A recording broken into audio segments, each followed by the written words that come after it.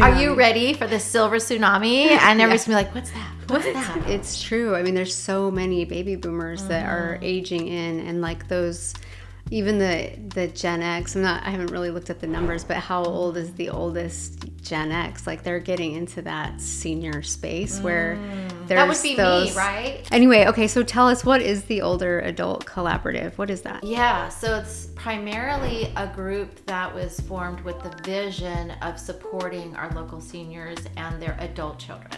So the vision is to provide a resource to our community where they can find the support and or services that they need for their parents that are aging. Okay, I'm here with Joyce Fritz. She is the founder of the Older Adult Collaborative in Stanislaus County, and also the owner of 12 Doors Real Estate, which I think is like girl power, so awesome. Whoop, whoop.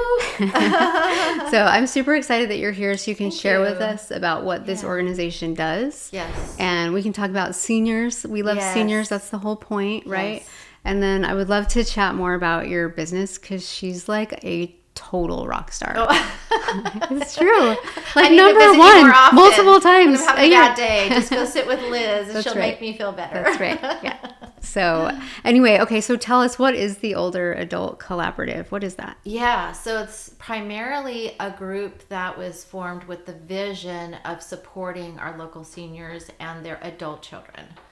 So the vision is to provide a resource to our community where they can find the support and or services that they need for their parents that are aging, whether they're aging in place or they need placement. There just wasn't something like that. And I, have a backstory of how I arrived at the place of wanting to provide that service from my own personal journey. Yeah. Well, I mean, let's hear that because I think that that's really important. Yeah. So the journey started when I was working for a different brokerage that shall remain unnamed. Who are lovely. Who's lovely. Lovely but people. Yeah. And they, I very much enjoyed working there. I got a phone call at the office from a gentleman who was in his hospital bed, Doctor's Medical Center in Modesto, and he thought he wanted to buy a home. And I just connected with him over the phone. And his name was Mario Coppola. Yeah. And he had a running joke that Francis Ford Coppola was not a real Coppola, that he wasn't a real Italian. Mario was a real Italian. It was just kind of this running joke, So we just connected on the phone, and I just felt compelled to go see him in the hospital. And we formed a really deep friendship and bond. And through that friendship and bond, there was a journey. And that journey was he was being abused by his adult children financially. Yeah. Financially abused. Which is probably really common. Much more so than people realize. Yeah. And as part of that abuse, the Adult Protective Services stepped in, removed him from the home, and placed him in a senior care facility. And through that process, he needed the funds to be able to stay in these facilities. And so I went on my journey of finding resources for him. Thank goodness for the service providers at the different facilities. They were so helpful. And one of the facilities was not a good facility. And he was being bullied by the management there at that facility, so I had to get him removed. So not every facility is a good facility. And so that just was a very enlightening experience to learn about the fact that not everywhere is a good place for your loved one. And all of the different resources that were available to him as a veteran of the Korean War, I had no idea. I had no idea that all these amazing resources were available.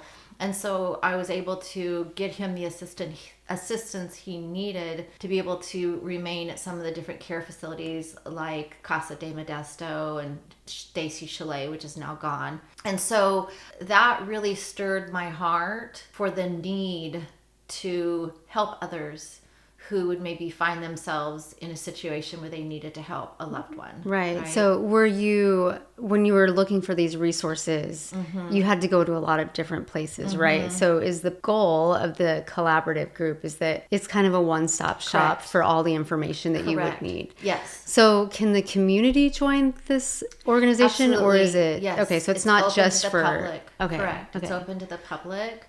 And that's really what a large part of our vision is we'd love to see the public engage on our social media platforms like our Instagram and our Facebook, as well as attend in person to be engaged in the community and learn, right? To be able to come to the meetings and learn. We have really amazing speakers. And so we're in the process of developing a very comprehensive directory. We'd like to start publishing that on a regular basis on the social media platforms in the hopes of the general public starting to kind of get that messaging of, hey, if I need any assistance, I can reach out. And it's starting to percolate. I'm starting to have some of my real estate clients go, hey, I need to talk to you about my parents because I've seen that you're involved with this, this OACS group, right?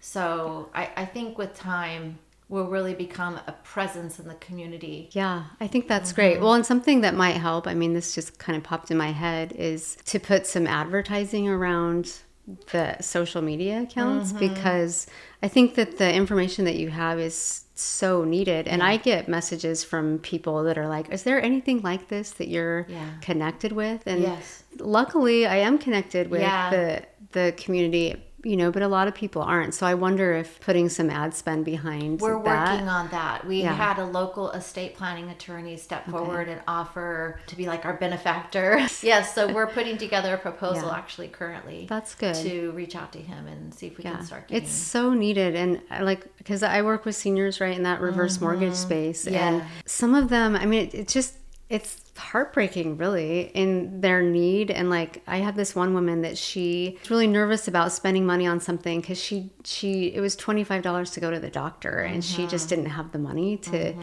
do that kind of thing. And so there's a lot of resources out there for seniors that I think, even if they're not that needs based, just having connections for quality communities. And I just think if you need in-home care, that's part of what's at the OAC meetings or the OACS meetings. Yeah. That's what's there a lot is those in-home people. So. Yeah. It's huge, right? Because most people want to be able to age in place. That's always typically the goal, right? Maybe move in with family members if that's an option. But ultimately, if the family finds themselves in a place where they need to be in either assisted living, right? Or independent living even, or even the memory care, right? To be able to know where to turn, we want to be that resource for the community.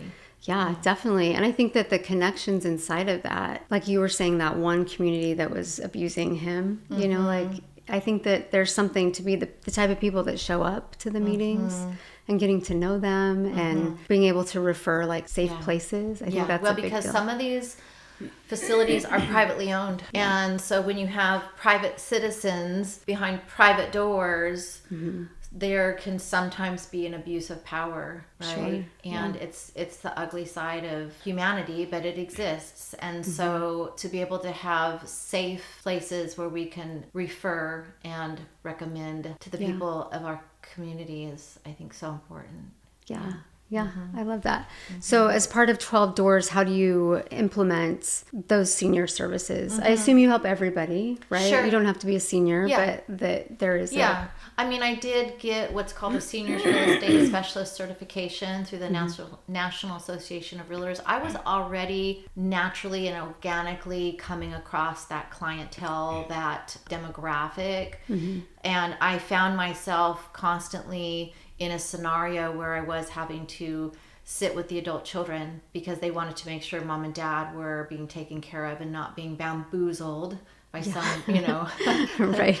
You did what? Right. So I decided that having that certification would hopefully give a little bit of security to the adult children primarily, that I was an agent who had taken the time to get the education. I have the experience, but having the education, it's kind of like, you can have book smarts, right? But here's the college degree, right, to back it up. Or I did an apprenticeship.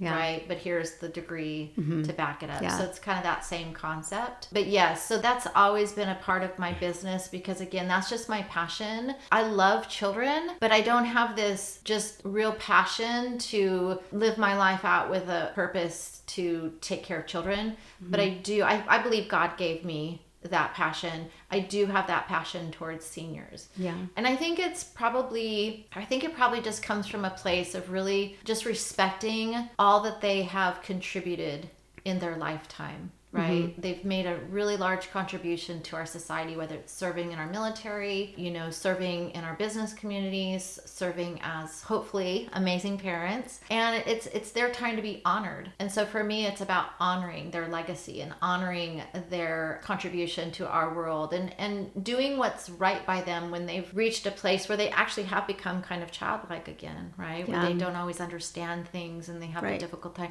I feel a real sense of protection. Yeah. I love that. I think that's really important. What are the things that you find they face the most often when they're like when it comes to housing or finances or life transitions? It's finances, right? I think that's the primary concern is, can I afford this? Right? That's the primary concern. The second concern, it's a very close second, is the emotional transition, letting go. Yeah. It's a big one. Yeah. They don't want to let go. No, when you've lived in this home for 50 years, they don't want to and let there's go. A lot of memories. Yeah. And it's typically women. The percentages of it being a woman seller versus a male seller, I would say 80% of the time it's a woman seller. Yeah. So. Yeah.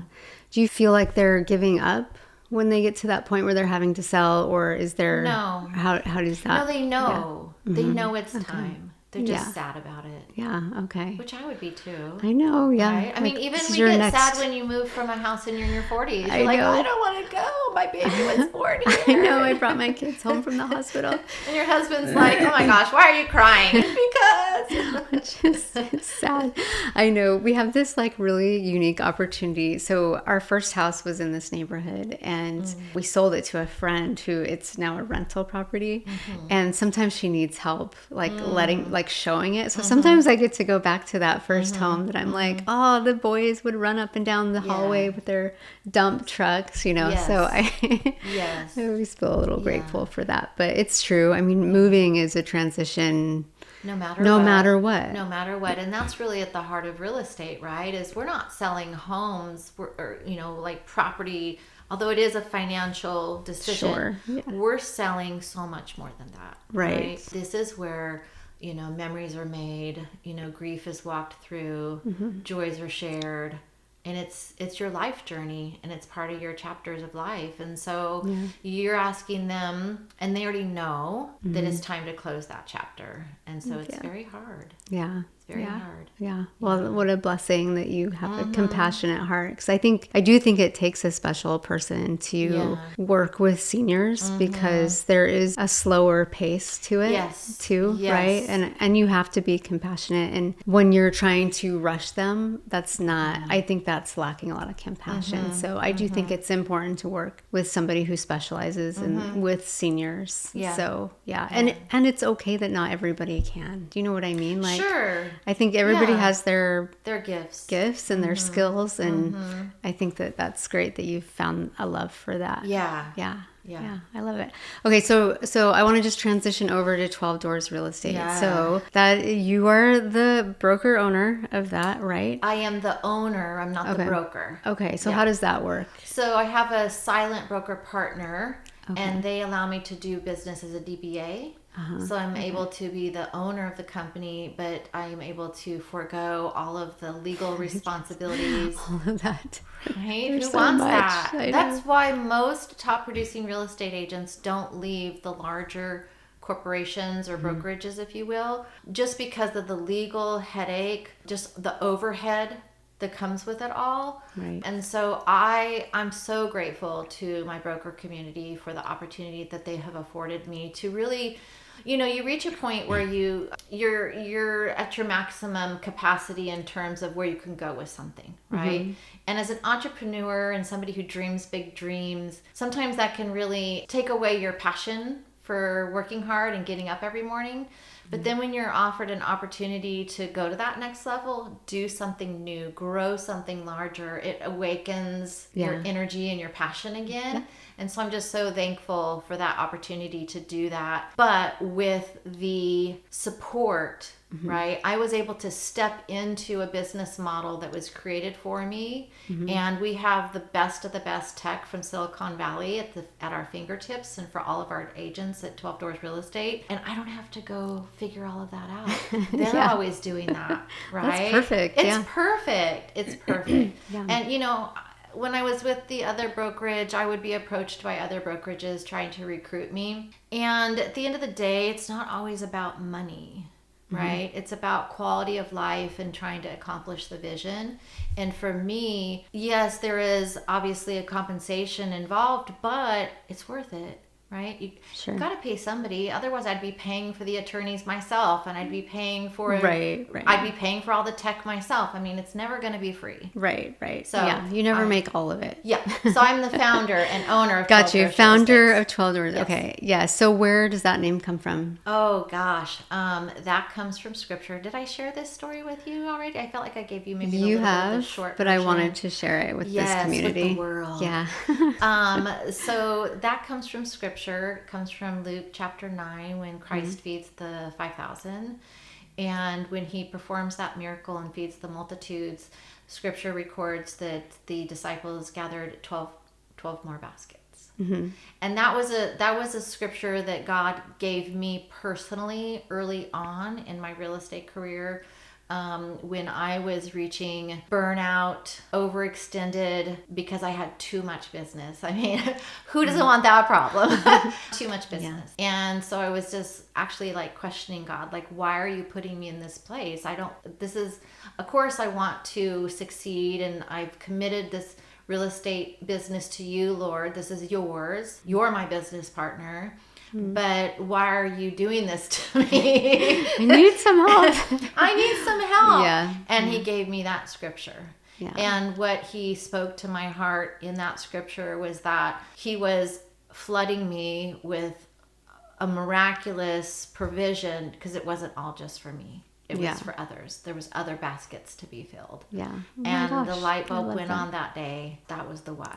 Yeah. And he had to push me to that place, right? Because when we stay comfortable, we don't change. Right. Yeah, that is very true. Yeah. Well, I love that story, and I love that, like, that you know that why, and you have that vision. I think that drives you, which then to speak to your success is you've been the number one agent, or your company has been the number one in Modesto, like the number one. Like, I think that's so amazing for multiple years. Yeah.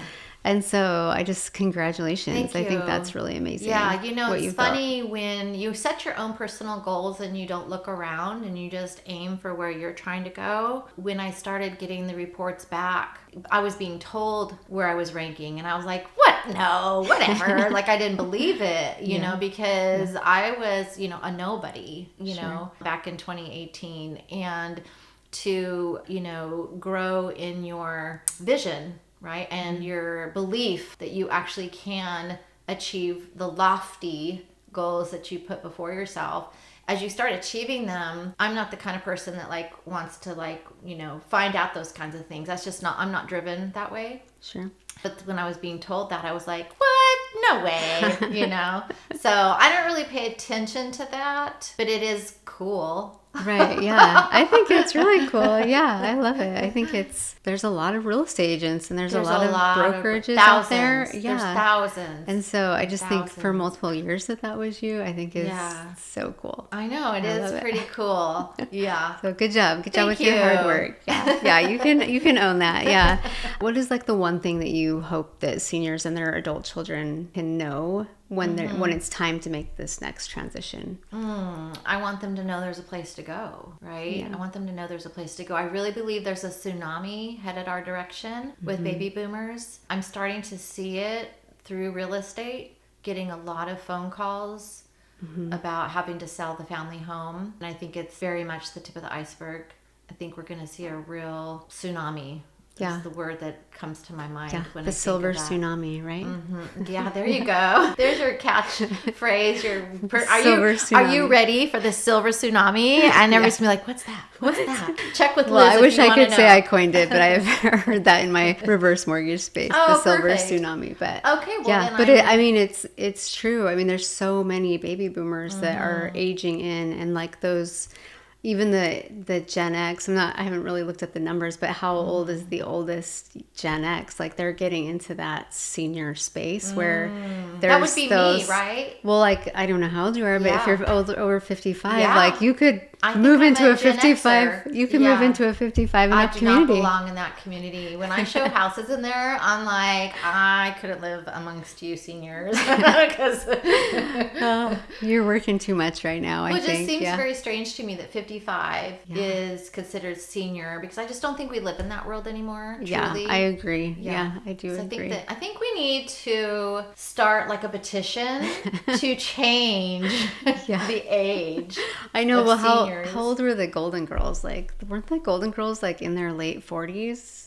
Like, those were the Golden Girls? Like, they looked like old they grandmas. were not in their 40s. They On the were. TV show? Yeah, on the TV The show. actual actresses, or they portrayed I think the their ages? characters in the show were like in their Okay, late yeah, but they were 40s. supposed to be representing like 7-year-olds. No, I think in the show, I think that they were like in their like early 50s, maybe like late 40s. I'll have to look that up. I'll have to see that. Because it's just is crazy to think Yeah. about. But yeah, I think 50 is different now than it was when my grandma was 50. She could have been a million. You know what I mean? Like it just has changed a little bit. It's but changed dramatically.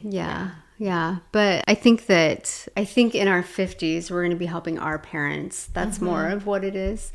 And so I think it's great that there's a resource. So I'm glad that you've created that resource in our community in Stanislaus County. We're going to tag you, like anyone listening here, we're going to tag Joyce in this video so you can get a hold of her if you want her to help you with your parents or yourself. You're a senior yourself. To be fair, I do think 55 and up communities do have some fun things about them. I do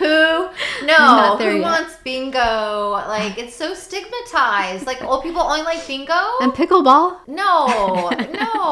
I think they need to up their game. Yeah, they're probably, well, and I think that people are having kids actually later in life now. Sure. So like to be 55, you're probably going to have like high schoolers when you're 55 for some people, you know, so. Exactly. Yeah. No, I think senior communities should start at 65. Okay. Yeah. I think that they should makes start sense. at 65.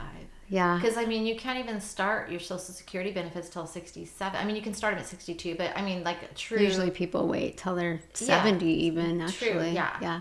Yeah, I do think there is something to, okay, maybe not 55, but there is something to a senior community, to whether you're moving into a community that is like, I mean, some of these places are like cruise ships. Like there's so many activities and they're so nice. It's like going into a hotel almost. Yes. But I do think there's something to, and I'm speaking to this from the reverse mortgage space where we try to keep people in their homes for as long as they can. Yeah. There's something to the socialization that you and the community within those communities that I think seniors absolutely need for because sure. I think there can be a point in your life where your circle of friends starts to shrink, where you feel isolated, whether you know you're a widow or a widower, right? Maybe your adult children have moved away, right? Or you're not making healthy meals. Like my grandma used to just eat ice cream all the time. Which sounds delicious, but it wasn't good for her. No, you know? but she wasn't doing that at 55. No, Well, she might have been my grandma. This whole 55 thing. We'll put your contact information in the show notes. And thank you so much for joining me. It was fun thanks for having me over. It was fun to chat and just get to know you a little bit and celebrate your awesomeness. And oh gosh, thank you. and anybody that wants to join the OAC, I call it the OAC, you call it the OACS, but the Older Adult Collaborative, where can they go to look for that? I would say just Instagram and Facebook is the easiest. It is a group that you have to join, so just request to join the group, and then we can get connected. And we do obviously meet the second Thursday of every month at the Casa de Modesto facility right there, the rec center on the back of the complex there. Okay, so OAC, is that what the Instagram is and the Facebook, or is it Older Adult Collaborative? It's like both. how it'll show up as it's both. Yeah. Okay. Yeah. Okay. Awesome. We'll put it in here too. Yeah. But okay. Awesome. Yeah. Yay! Thanks so much. Thank you.